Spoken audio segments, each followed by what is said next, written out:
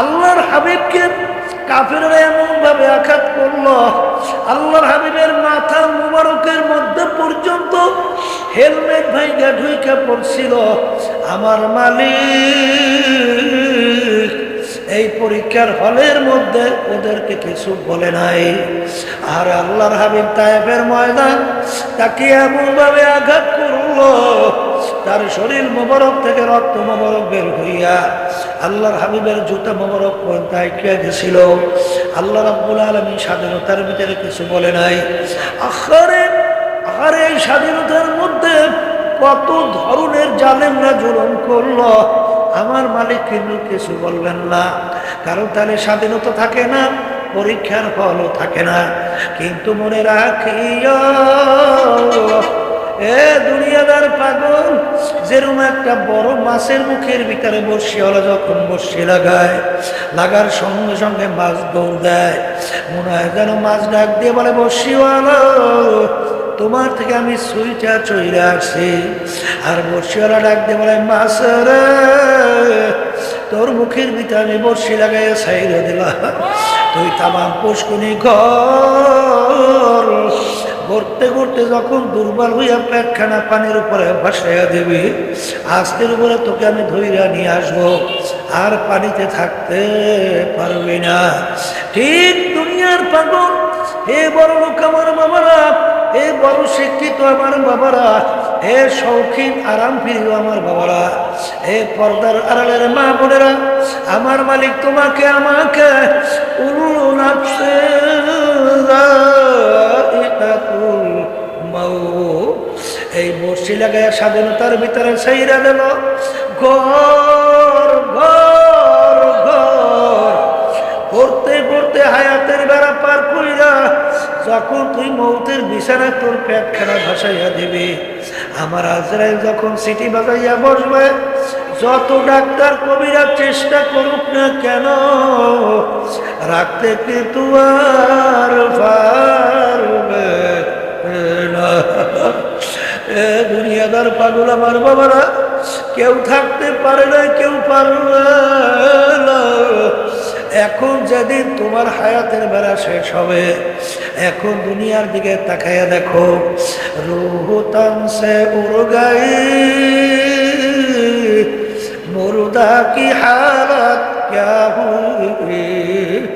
এখন তাকাইয়া দেখো, তোমার গার জামাটা কাইটা নামাইয়া নিয়ে যায়, তোমার কোমরের ভিতরে চাবি পর্যন্ত কাইটা নিয়ে যায়। এখন তোমাকে বড়ই পাতা গরম কইরা পানি দিয়া গোসল কর, তোমাকে সাদা 3টা কাপড় দিয়া পেঁচ দেয়, মাথার ভিতরে বান্ধায়, মাজার ভিতরে বান্ধায়, পায়ের ভিতরে বান্ধিয়া তোমাকে প্যাকেট করিয়া ফেলাইয়া রাখে। এখন তুমি মনকে বুঝাইয়া বলো, ওরে মন এখন কেমন দেখা যায়? মন বুঝে বা না বুঝে, এরকম কিন্তু একদিন ঘটনা ঘটবে, এরকম একদিন ঘটনা ঘটবে। তোমাকে সাদা 3টা কাপড় দিয়া প্যাচ দিবে, মাথার ভিতরে, মাজার মধ্যে, পায়ের ভিতরে বান্ধিয়া প্যাকেট করে সোজা করিয়া ফেলাইয়া রাখবে। এখন তুমি মনকে ডাক দিয়ে বলো, রে মন, তোমাকে কি সিগন্যাল দেয়? এই দুনিয়ায় থাকা অবস্থায় নেকি কামাই করার পরই আমাদের আখিরাতের জিন্দেগিতে পাড়ি জমাতে হবে। কথা ঠিক? যারা আজকে মাহফিলে আসছেন, আল্লাহ যদি কবুল করে নিয়াত যাদের শহীদ, লক্ষ লক্ষ নেকি রব্বুল আলামিন আমল নামায় দান করবে। তাহলে আমরা যারা মাহফিলে আসছে, জিতছি না ঠকছি? জোরে বলেন, জিতছি। আর যারা আসে নাই, ঠকছি। এখন কথা হলো, আপনার আমি তো বলি জিতছি আর ঠকছে, কিন্তু এক শ্রেণী কিন্তু মুসলমানের ঘরে জন্মগ্রহণ করার পরে মুসলমান সন্তানগুলো আজকে আমাদের কথাগুলো নিয়ে তারা টিটকারি মারে, হাসাহাসি করে, একজন আরেকজনের গায়ে ঢইলা ঢইলা পড়ে।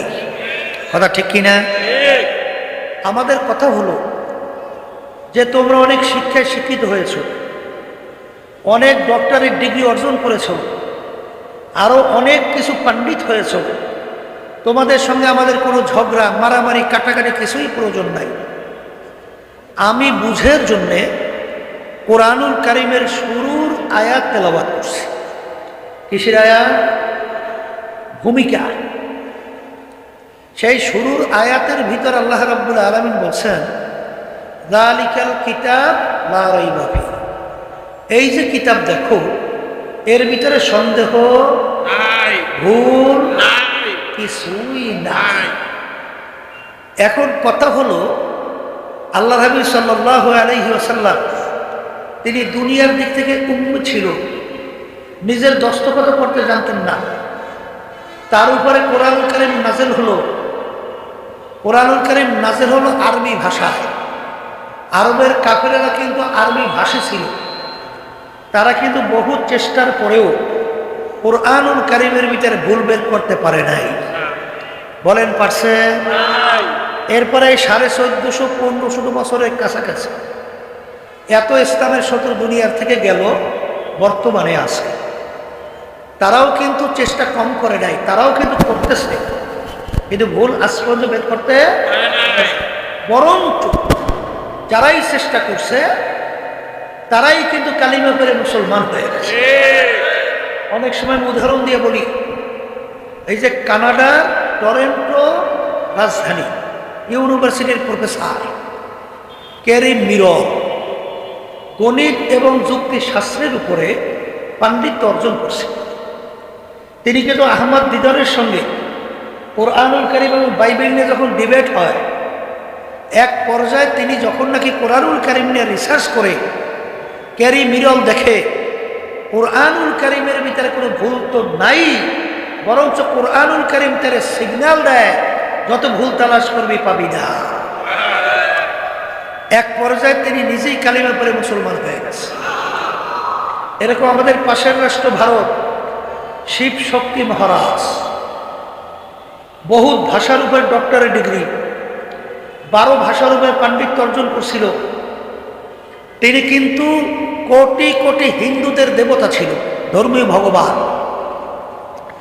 এই ধর্মীয় ভগবান তিনিও কিন্তু প্রায় 3টে আশ্রমের মালিক ছিল, বিদ্যাবন সহ। শিক্ষার দিক থেকে এত বড় ডিগ্রিধারী, সম্পদের দিক থেকে শত শত কোটি টাকার মালিক, সম্মানের দিক থেকে কোটি কোটি হিন্দু তাকে হাত জোড় করে সামনে নমস্কার দেয়, তাকে সম্মান দেখায়। কিন্তু তিনিও কিন্তু রিসার্চ করার পরে কালিমা পড়ে মুসলমান হয়ে গেছে। এরশাদ সাহেব যখন প্রেসিডেন্ট ছিল তখন তিনি বাংলাদেশে আসছিল, পরে নাম রাখছিল ডক্টর ইসলামুল হক। জানা আছে? বলেন জানা আছে? মালয়েশিয়া যাওয়ার পরে হায়াত শেষ হয়ে গেল, দুনিয়া থেকে বিদায় নিয়ে কবরে গেল। আল্লাহ তার দরজা বেহেশতে বুলন্দ করে দেয়। আল্লাহ। এই আলোচনার মাধ্যমে আমি কি বুঝালাম? কোরআনুল কারীম এখন আমাদের মাঝে আসে না? এই চ্যালেঞ্জের আয়াত কি উঠে গেছেন? এখন আছে। তাহলে এখানে যেই বুদ্ধিমানেরা আছেন বা আশেপাশে শুনতেছেন, আপনাদের সঙ্গে আমাদের কোনো ঝগড়াও নাই, মারামারি কাটাকাটি কিচ্ছুই নেই। আপনারা সব একত্রিত হন, পারলে কোরআনুল কারীমে একটা ভুল বের করে দেখা।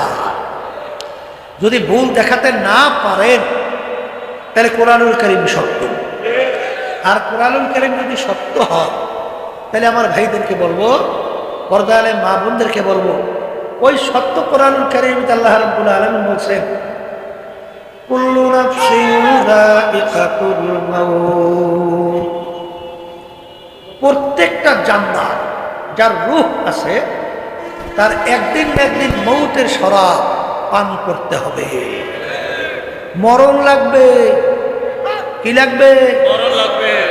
ওয়ালাউ কুনতুম ফি বুরুজিন মুশাইয়াদা, কেউ যদি শক্ত পাথরের পাহাড় কাইটা লুকাও, সময় মতো মালাকুল মাউত আজরাইল হাজির।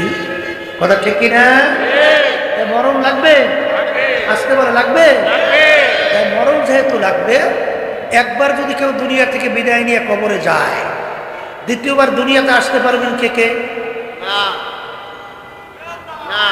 আসা যায়? কেউ আসতে পারবে? পারবে না। তাই যদি নাই পারে আমি আমার ভাইদেরকে বলবো, পর্দা আলে মা বোনরা তারা শুনছেন, হ্যাঁ দুনিয়ার পাগলেরা, দুনিয়ার কাজে 5 বারও যদি কেউ ঠকে, আবার ওই কাজের চেষ্টা করলে জিতবার আশা আছে না নাই? এই ম্যাজিস্ট্রেট করে ঠকলে জজ কোর্ট, সেখানে ঠকলে হাইকোর্ট, সেখানে ঠকলে সুপ্রিম কোর্ট সিঙ্গেল বেঞ্চ, সেখানে ঠকলে সুপ্রিম কোর্ট ফুল বেঞ্চ, সেখানে ঠকলে প্রেসিডেন্ট কোর্ট, সেখানে ঠকলে আন্তর্জাতিক কোর্ট, এরকম ধাপ ভাই ধাপ অনেক আপিলের সুযোগ আছে না নাই? কিন্তু হে কবরের যাত্রীরা, তোমার আমার সামনে 5টা আখিরাতের মামলা। এই মামলায় যদি কেউ একবার খোদা না কাজকাট হইয়া বসো, দ্বিতীয়বার দুনিয়াতে আইসা আপিল কইরা জিতবার কিন্তু আর সুযোগ নাই। এই জোরে বলেন আছে? মৌতের মামলা, কবরের মামলা, কিয়ামতের ময়দানের মামলা, মিজান পুলসিরাতের মামলা। এই মামলা যদি একবার কেউ ঠগ আর দ্বিতীয়বার দুনিয়াতে আইসা আপিল কইরা জিতবার আর সুযোগ নাই। এই জন্য আমার বাজানদেরকে বলবো, পর্দা আলে মা বোনদেরকে বলবো, মরার পরে কি হবে আল্লাহ রাব্বুল আলামিন ওই সত্য কোরআনুল কারীমের ভিতরে বলছেন, ফারিকুন ফিল জান্নাতি ওয়া ফারিকুন ফিস সাইর। আমি মরার পরে মানুষগুলোকে 2টা ভাগে ভাগ করব। বলেন কয় ভাগ? সবাই মুখ খুলে বলেন 2 ভাগ। কয় ভাগ? কয় ভাগ? 2 ভাগে ভাগ করব। এক শ্রেণীর মানুষ, তাদের আমলনামা দাড়ি পাল্লায় দিয়ে যখন ওজন দেব, যাদের নেকির পাল্লা ভারী হবে, গুনার পাল্লা হালকা হবে, তাদের জন্য আমি এমন মেহমানখানা বানায় রাখলাম, যেই মেহমানখানার নাম হলো বেহেশত। রব্বুল আলামিন আপনি আমার জন্য, আমাদের সবার জন্য কবুল করে নেন। আমার মালিক বলেন, আমার আল্লাহ বলেন, কিয়ামতের ময়দানে আমি আমলনামা দাড়ি পাল্লায় দিয়ে ওজন দেব, যাদের নেকের পাল্লা হালকা হবে, গুনার পাল্লা ভারী হবে, আমি তাদেরকে, ফেরেশতাদেরকে বলবো, ফাগুল্লু, ওদেরকে বান্ধো, মিওয়ারাইহিম জাহান্নাম, আমার শাস্তির জায়গার নাম হলো জাহান্নাম, ওদেরকে ফিকা ফিকা জাহান্নামের ভিতরে ফালাইয়া দাও। আল্লাহ আপনি আমাকে, আমাদের সবাইকে মাফ করে দিয়েন। হে কবরের ছাত্রীরা, হে আল্লাহর বান্দারা, পর্দা আলে মা বোনেরা, দুনিয়া কিন্তু শান্তির জায়গা না, কেউ পায় নাই, কেউ কোনোদিন পাবে না। আর দুনিয়া দারুল মেহনে ওয়াল বালা, বালা মুসিবতের জায়গা, কষ্ট ক্লেশের জায়গা। বাজার যতই যে ঠান্ডা, এটা কি আরাম না কষ্ট? আবার গরমের দিন গরম, আরাম না কষ্ট? ঘুমাই শান্তির জন্য, ঘুম থেকে যখন উঠি শরীর কিন্তু তেমন ভালো লাগে না, অনেক সময় পর্যন্ত শরীর মিজমিজ মিজমিজ মেজমাজ করতে থাকে। খাই শান্তির জন্য, খাওয়ার পরে কিন্তু মানুষ হঠাৎ ওইটা সব কাজ করতে পারে না। খাওয়ার পরে শরীর কেমন গা ছাড়া দেয়। তাহলে দেখা গেল খাইলাম শান্তির জন্য অশান্তি, ঘুমাইলাম শান্তির জন্য, ওঠার পরে অশান্তি। এরকম দুনিয়ার এমন কোনো জায়গা নাই নির্ভেজাল শান্তি। শান্তির ভিতরেও ভেজাল, অশান্তির মধ্যেও ভেজাল। কিন্তু এমন বেশ তো আমার মালিক দান করবেন, যে শান্তির জায়গার ভিতরে কোনো ভেজাল নাই। আর এমন শাস্তির জায়গা বানায় মালিক রাখলেন, যে শাস্তির জায়গার ভিতরে শান্তির কোনো ভেজাল নাই। বাজার নিরেট শাস্তি, নিরেট শান্তি। এই জন্য আমার ভাইদেরকে বলবো, পর্দা আলে মা বোনদেরকে বলবো, এ দুনিয়ার পাগল আমার বাবারা, এ পর্দার আড়ালের মা বোনেরা, আরে আজকে দুনিয়া কয়েকদিনের দুনিয়া হাকিকত সে তো দুনিয়া বেখবর হ্যায়, দুনিয়া কে নুমাইশ पर নজর হ্যায়। কোন দুনিয়ার পিছনে পড়লাম, কোন সম্পদের পিছনে পড়লাম, কোন বিল্ডিং এর পিছনে পড়লাম, কোন গাড়ির পিছনে পড়লাম, কোন মেম্বার এমপি মিনিস্টারের পিছনে পড়লাম, কোন বর্মের কোন সম্মানের পিছনে পড়ল। মাঝে মাঝে একটু চক্ষু বন্ধ করো, তারপর মুরাকাবা করো, কবরে রওনা করো। আসলে সব কিন্তু ফাঁকি। আমার আব্বাজান রহমাতুল্লাহি আলাইহি বলতেন, এ দুনিয়ার মানুষ ডাকাইতের দলের সর্দার, ওর কত পাওয়ার, ওর দলীয় লোক কোনো অন্যায় করলে অনেক সময় গুলি কইরা পর্যন্ত মেয়েরা ফেলায়, কত শাস্তি প্রয়োগ করে। ওর এই মাতুব্বাড়ি সর্দারি কতক্ষণ পুলিশের হাতে অ্যারেস্ট হওয়ার আগ পর্যন্ত। যখন পুলিশের হাতে অ্যারেস্ট হয়ে যায়, যখন ওকে বুক দিয়া পাড়ায় লাইছে, যখন ওর হাড্ডি গুড্ডি ভাইয়া ফেলায়, কোথায় যায় ওর সর্দারগিরি, কোথায় যায় সারগিরি। ঠিক আমার বাগানদারকে বলবো, আজকে চক্ষু খোলা কোন দুনিয়ায় স্বাধীনতা পাইয়া আমার মালিক তোমাকে আমাকে দুনিয়ায় পাঠাইয়া আমার মালিক ঘোষণা করলেন, আমি তোদেরকে স্বাধীনতা দান করলাম। কেন? লিয়াবলুয়াকুম আইয়ুকুম আহসানু আমালা, পরীক্ষা নেওয়ার জন্য। এই পরীক্ষার ফলের মধ্যে ছাত্রছাত্রী যখন পরীক্ষা দেয় বা যান স্বাধীনভাবে যা মনে করে তা লেখবে, তাকে বাধা দেওয়ার কোনো আইন নাই। ঠিক দুনিয়ার ভিতরে আমার মালিক তোমাকে পাঠাইয়া স্বাধীনতা পরীক্ষার হলের ভিতরে দান কইরা পরীক্ষার হলের ভিতরে পরীক্ষা দিবা, যা মনে করে তা করবে, আমার মালিক দুনিয়ায় কিছু বলবে না। আল্লাহর হাবিবকে কাফেররা এমন ভাবে আঘাত করলো, আল্লাহর হাবিবের মাথা মুবারকের মধ্যে পর্যন্ত হেলমেট ভাইগা ঢুইকা পড়ছিল। আমার মালিক এই পরীক্ষার হলের মধ্যে ওদেরকে কিছু বলে নাই। আর আল্লাহর হাবিব তায়েফের ময়দান তাকে এমন ভাবে আঘাত করলো, তার শরীর মোবারক থেকে রক্ত মোবারক বের হইয়া আল্লাহর হাবিবের জুতা মোবারক পর্দায় গেছিল। আল্লাহ রাব্বুল আলামিন স্বাধীনতার ভিতরে কিছু বলে নাই। আরে এই স্বাধীনতার মধ্যে কত ধরনের জালেমরা জুলুম করলো, আমার মালিক কিন্তু কিছু বলবেন না। কারণ তাহলে স্বাধীনতা থাকে না, পরীক্ষার ফলও থাকে না। কিন্তু মনে রাখিও, এ দুনিয়াদার পাগল, যেরকম একটা বড় মাছের মুখের ভিতরে বড়শিওয়ালা যখন বড়শি লাগার সঙ্গে সঙ্গে মাছ দৌড় দেয়, মনে হয় যেন মাছ ডাক দিয়ে বলে, বড়শিওয়ালা তোমার থেকে আমি সুইটা চইরা আসছি। আর বড়শিওয়ালা ডাক দিয়ে বলে, মাছ রে তোর মুখের ভিতরে আমি বড়শি লাগাই ছাইরা দিলাম, তুই তামাম পুষ্কুনি ঘর ঘুরতে ঘুরতে যখন দুর্বল হইয়া পেটখানা পানির উপরে ভাসাইয়া দিবি, আস্তের উপরে তোকে আমি ধইরা নিয়ে আসবো, আর পানিতে থাকতে পারবি না। ঠিক দুনিয়ার পাগল, হে বড় লোক আমার বাবারা, হে বড় শিক্ষিত আমার বাবারা, হে শৌখিন আরাম প্রিয় আমার বাবারা, হে পর্দার আড়ালের মা বোনেরা, আমার মালিক তোমাকে আমাকে উল্লু নাফসে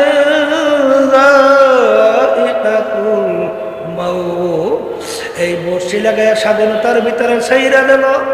ঘর ঘর ঘর করতে করতে হায়াতের বেড়া পার কইরা যখন তুই মৌতের বিছানায় তোর পেটখানা ভাসাইয়া দিবি, আমার আজরাইল যখন সিটি বাজাইয়া বসবে, যত ডাক্তার কবিরা চেষ্টা করুক না কেন, রাখতে কিন্তু আর পারবে না। এ দুনিয়াদার পাগল আমার বাবারা, কেউ থাকতে পারে না, কেউ পারবে না। এখন যেদিন তোমার হায়াতের বেলা শেষ হবে, এখন দুনিয়ার দিকে তাকাইয়া দেখো, রূহ তন সে উড় গই, মুর্দা কি হালত ক্যা হুই। এখন তাকাইয়া দেখো, তোমার গার জামাটা কাইটা নামাইয়া নিয়ে যায়, তোমার কোমরের ভিতরে চাবি পর্যন্ত কাইটা নিয়ে যায়। এখন তোমাকে বড়ই পাতা গরম কইরা পানি দিয়া গোসল কর, তোমাকে সাদা তিনটা কাপড় দিয়া প্যাঁচ দেয়, মাথার ভিতরে বান্ধায়, মাজার ভিতরে বান্ধায়, পায়ের ভিতরে বান্ধিয়া তোমাকে প্যাকেট করিয়া ফেলাইয়া রাখে। এখন তুমি মনকে বুঝাইয়া বলো, ওরে মন এখন কেমন দেখা যায়? মন বুঝে বা না বুঝে এরকম কিন্তু একদিন ঘটনা ঘটবে, এরকম একদিন ঘটনা ঘটবে। তোমাকে সাদা তিনটা কাপড় দিয়া প্যাঁচ দিবে, মাথার ভিতরে, মাজার মধ্যে, পায়ের ভিতরে বান্ধিয়া প্যাকেট করিয়া সোজা করিয়া ফেলাইয়া রাখবে। এখন তুমি মনকে ডাক দিয়ে বলো, রে মন তোমাকে কি সিগন্যাল দেয়?